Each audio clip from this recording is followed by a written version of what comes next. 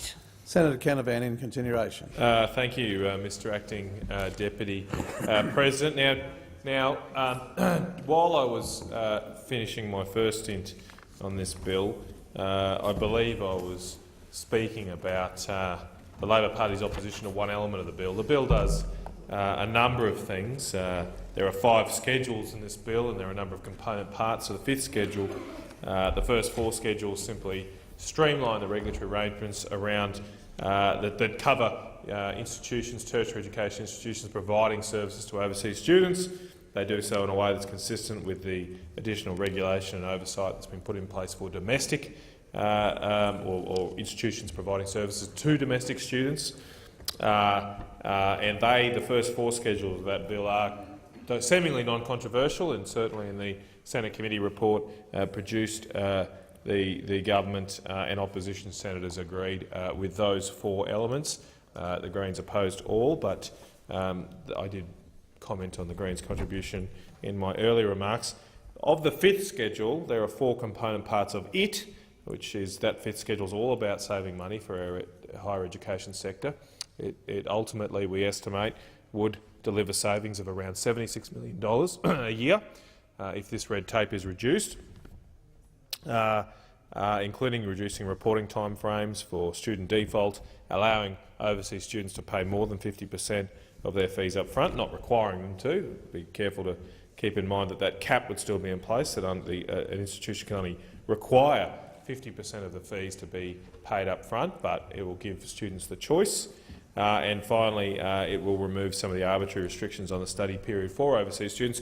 Those elements are agreed to, or seemingly broadly agreed to. The only matter of contention, seemingly, between the government and the opposition at the moment relates to an issue around what's called the designated account. And actually, I'll quote from the Labor senator's report here on this bill, which does define the designated account. It says that the designated account requirement was one of a range of measures introduced by the former Labor government following the Baird review of 2009. Together, these measures have been successful in stemming reputational damage that had the potential to severely undermine Australia's international education sector.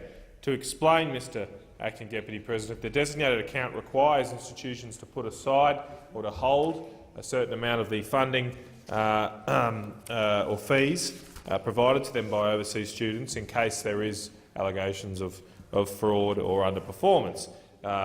It provides that. It's held almost in trust, if you like, and provides overseas students with that protection. What the Labor senator's report, though, fails to take into account in only a few paragraphs of analysis, it must be said, is that since 2009 there's been a whole other series of regulations and protections put in place, particularly for students in the domestic students in that sector.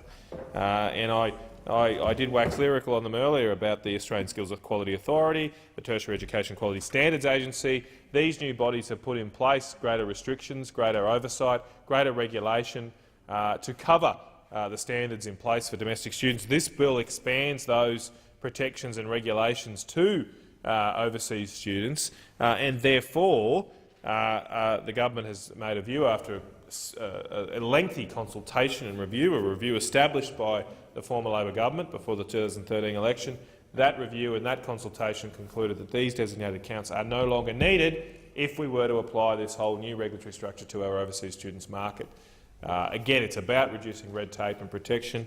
There are protections already in place, will be in place as a result of this bill, including the expansion of powers for the Tuition Protection Service Director, which provides, or he or she provides, protection for overseas students specifically.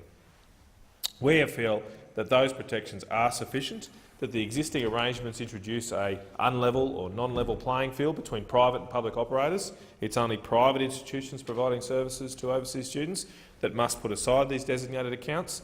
That, of course, increases their costs because they have the cost of keeping working capital aside that could otherwise be deployed in their business. That holding cost increases their cost of running their business and makes them less competitive relative to public institutions that do not need to hold these designated accounts. These designated accounts do not specifically provide any protection or oversight to overseas students. They're simply a a safety net, if you like, in the case something goes wrong. I am firmly of the view that absolutely we should make sure that institutions that are not providing quality services are penalised and are held to account, and may have to make sure they make rectification restitution in the case of students not getting a good deal. But these current arrangements are imperfect because they are imposed on the entire education sector, including those institutions that do the right thing and offer high-quality services. Those institutions, surely I would imagine, through you, Mr Acting Deputy President, we would not maintain that a majority of Australian education institutions are doing the wrong thing, but that seems to be some of the insinuation from the other side, that they're all suspect and we must have this overbearing and overburdensome imposition on these institutions. I don't hold that view. I think we have a very high-quality education sector. The whole purposes and objectives of this bill is to make sure that sector maintains its competitive and high-quality services, particularly to the growing Asian region.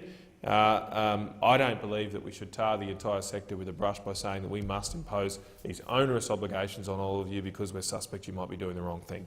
I don't think most of them are doing the right thing. Sure, we're always going to have bad apples that we need to root out, but this particular approach, this particular regulation is not the way to do that. The way to do that is to have proper accountability mechanisms in place and proper dispute resolution approaches in place, which this bill does strengthen as well. What we need to focus on is bringing down costs, increasing competitiveness for our sector so that we can continue to provide higher quality and expand the exports that our education sector provides.